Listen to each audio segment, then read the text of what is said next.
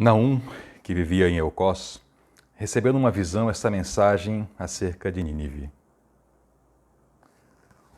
O Senhor é lento para se irar, mas tem grande poder, e nunca deixa de castigar o culpado. Que aflição espera Nínive, cidade de homicídios e mentiras.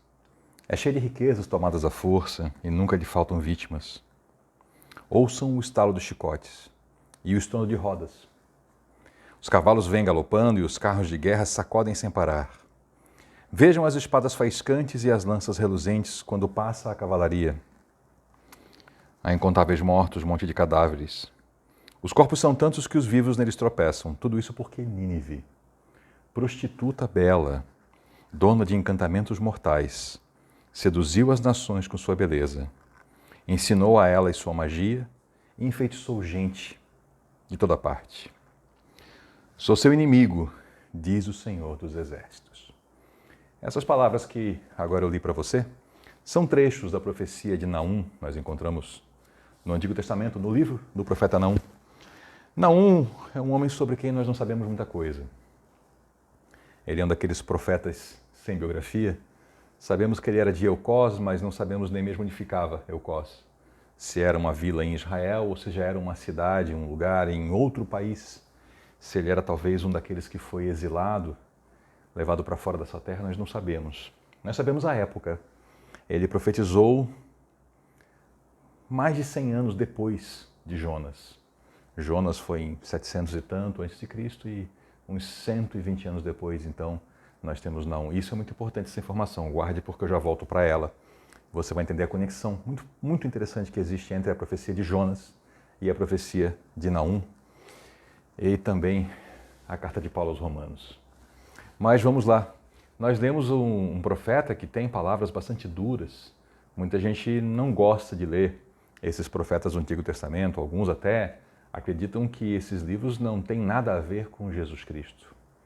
Isso é fruto, talvez, dessa cultura, dessa ideia sobre um Jesus que não é o da Bíblia. É aquele que eu costumo chamar daquele Jesus anestesiado de alguns filmes, de algumas pinturas, aquela figura com um olhar perdido, com uma fala lenta, meio entorpecida, e que não tem relação nenhuma com o homem Jesus, com o Deus Jesus, revelado nas Escrituras em toda a sua grandeza, em todo o seu amor, mas também em toda a sua justiça. Jesus sempre deixou claro a existência de um julgamento e o destino terrível daqueles que fossem condenados. Ele usou muito a expressão Guiena ou Geena, aquele lugar terrível, lá pertinho de Jerusalém, um lugar onde se queimava lixo. E Naum, já tantos séculos antes de Cristo, ele estava vivendo uma outra realidade, mas que as palavras dele acabaram refletindo lá na frente no apóstolo Paulo. Mas vamos falar um pouquinho sobre Naum. Naquele tempo de Naum, a Síria havia crescido e se tornado o primeiro império do mundo naquele porte. Nunca antes tinha acontecido de existir uma nação tão poderosa quanto a Assíria. Cento e poucos anos antes, a Assíria já era um grande poder. E a crueldade dos assírios, ela era uma coisa talvez ímpar na história da humanidade. Porque, por exemplo, os astecas eram muito cruéis também com seus inimigos, mas eles tinham toda uma prática religiosa, onde dentro dessa prática religiosa insana, eles incluíam a tortura e morte dos seus prisioneiros. Mas a Síria não. A Síria apenas fazia isso por pura diversão. Era um espetáculo na cidade, a tortura, a morte, o esquartejamento das vítimas, dos inimigos da Síria. Nínive, a capital, era uma cidade poderosíssima, era uma cidade tão poderosa que mais de 100 anos antes de Naum, as muralhas de Nínive já eram tão largas que as patrulhas eram feitas com carruagens, com carros e cavalos por sobre a muralha. Havia uma estrada sobre a muralha, de tão larga que ela era. E cento e tantos anos antes de Naum, o profeta Jonas foi enviado por Deus. E já temos um vídeo aqui no canal onde eu apresento brevemente a história de Jonas. E Jonas, então, percorreu a cidade falando sobre a ira de Deus e pregando arrependimento. Naquela ocasião, houve um arrependimento da cidade inteira, houve uma conversão, uma mudança de caminho, e toda aquela geração foi poupada por Deus porque eles mudaram os seus caminhos. E por que Deus se interessava tanto por esse tema, já que existiram e ainda existem hoje cidades tão perversas quanto Nínive? A descrição que eu li ali foi do capítulo 3 sobre Nínive, como uma bela prostituta que seduziu toda a humanidade. Ela se aplica muito bem a muitos lugares dos dias de hoje, mas por que então essa atenção especial do Senhor sobre Nínive e sobre a Assíria naquele tempo? Porque aquele povo estava a ponto de cometer um ato de extinção do povo de Israel.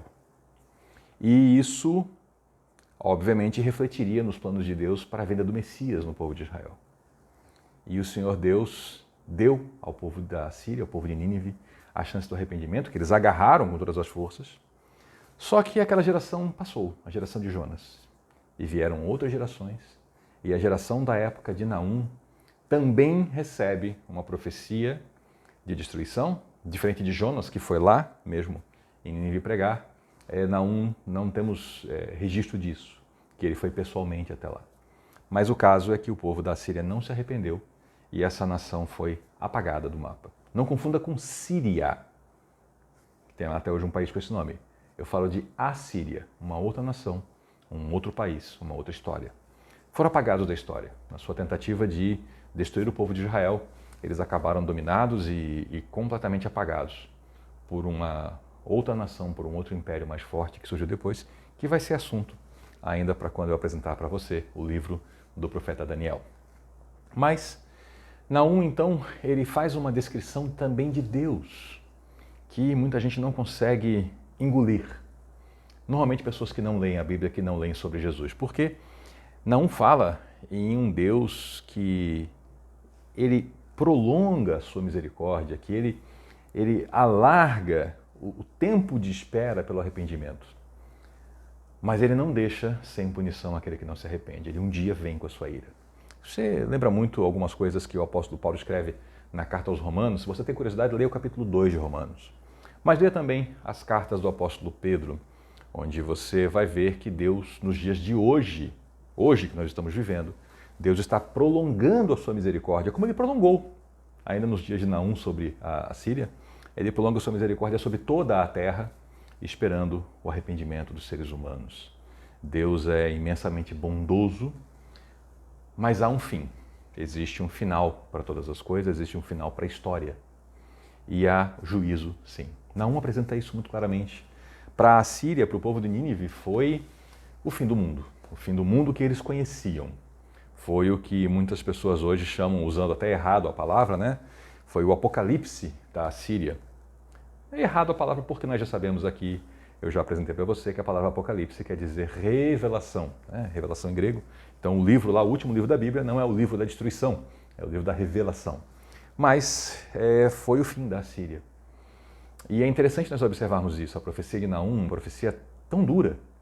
Mas a gente olha um pouquinho mais para trás e vê a profecia de Jonas, também tão dura. E a geração de Jonas se arrependeu. E essa história é tão impressionante que Jesus Cristo cita a história de Jonas e ele cita o povo da Assíria como um bom exemplo de gente que se arrependeu. Claro que na geração de Jonas, né? E aí nós temos também aqui um paralelo com a história do cristianismo. Quantas gerações nós já tivemos na Terra de pessoas com genuíno arrependimento, gerações onde houveram avivamentos espirituais, no sentido de uma busca intensa por Deus e por perdão e uma transformação de vida, e depois gerações vieram com um total esfriamento. Nós temos aí a Europa, que evangelizou o planeta Terra. E hoje, os países da Europa, os mesmos países que levaram o evangelho para o mundo todo, são países frios, onde a fé foi apagada, países que se consideram, os povos desses países se consideram muito inteligentes e muito superiores para acreditar no que eles chamam de superstições, que é o cristianismo. Então nós vemos que assim como foi com Nínive, a capital da Assíria, acontece hoje com muitas cidades e muitos países pelo mundo. Vêm gerações que não seguem o bom ensino, o ensino prático, o bom exemplo dos seus antepassados e voltam a praticar perversidades. Eu já citei aqui anteriormente e vou voltar a citar o que é uma das grandes perversidades dos nossos dias, que não pode deixar de ser lembrada, que é o assassinato em massa de crianças, que chama-se hoje em dia de aborto, no sentido de encerrar, de abortar uma gravidez, ignorando que ali, na verdade, é um assassinato de uma criança. E isso é praticado numa escala que a humanidade ainda não havia visto nos dias de hoje. Nós vivemos hoje uma geração que, se nós lermos as palavras de Naum e lermos as palavras de Jesus Cristo e dos seus apóstolos sobre os fins dos tempos, parece que estamos nesse fim. Mas isso também já apareceu há 1000 anos atrás. Então nós não sabemos quando Jesus volta, mas sabemos que existe uma pregação para nós. Assim como Naum falou da justiça de Deus, do juízo, do julgamento de Deus, Jesus também falou, os apóstolos também falaram. E é tempo hoje de nós nos arrependermos dos nossos pecados, de nós mudarmos de direção e não sermos como os assírios do tempo de Naum, que não atenderam ao chamado de Deus e continuaram nas suas perversidades até que foram extintos. É tempo de nós sermos como os assírios do tempo de Jonas, que se arrependeram e foram inclusive citados por Jesus como um bom exemplo, como uma geração que se levantaria lá no dia do julgamento que ainda virá, como um exemplo de pessoas que tiveram boa conduta e se arrependeram. Naum, esse profeta chamado dos profetas menores, tem uma mensagem breve. São apenas 3 capítulos de conteúdo. Você talvez tenha alguma dificuldade para localizá-lo de tão fininho que é o livro. Aqui na minha edição, que eu tenho, são 1, 2, 3, são 4 páginas da Bíblia. Use o índice que você vai encontrar o profeta Naum. Leia essa história e conheça também esse aspecto do caráter da Escritura Sagrada, esse aspecto do próprio Senhor Deus, que é aqui também retratado por Naum. Os profetas, eles são normalmente classificados entre profetas maiores e profetas menores. Mas o termo leva a um engano. Talvez você pense que o profeta, a pessoa do profeta, era maior do que a outra pessoa do outro profeta. Na verdade, é o tamanho do livro. Profetas menores são os livros menores, mais curtinhos. Por isso que Naum é chamado um profeta menor, não porque a sua profecia seja menor. É uma profecia extremamente importante e extremamente atual e absolutamente conectada com a mensagem de Jesus Cristo pelos pontos que eu já apresentei a você e por outros ainda que merecem muito estudo. É um livro sobre o qual a gente pode se debruçar durante muito tempo e encontrar muitas e muitas conexões desse livro com a história de Jesus Cristo, com os ensinos de Jesus. E o último verso de Naum, eu quero ler para você, ele fala, não há cura para a sua ferida, ela é mortal. Ele está falando sobre Nínive, sobre a Assíria. Todos os que ouvirem sobre a sua destruição baterão palmas de alegria. Por que pessoas se alegrariam com a destruição de uma cidade? Você consegue imaginar? Ouça isso. Onde se poderá encontrar alguém que não sofreu com a sua constante crueldade? Que profecia terrível, também aplicável hoje a tantos lugares e tantas populações e tantas pessoas que provocam sofrimento constante pela sua constante crueldade. Se você vive uma vida assim, aproveite o chamado de Naum, o chamado de Jonas, o chamado de Jesus Cristo. Se arrependa e crê no Evangelho. E aí então pegue sua Bíblia e aproveite esse conteúdo maravilhoso. Leia, estude, se aprofunde, absorva conteúdo e tenha sua vida transformada. Esse aqui é o grande livro da humanidade, tantas e tantas vezes já descoberto por pessoas no passado, mas que ainda tem tanto para ser descoberto e lido por pessoas no presente. Aproveite.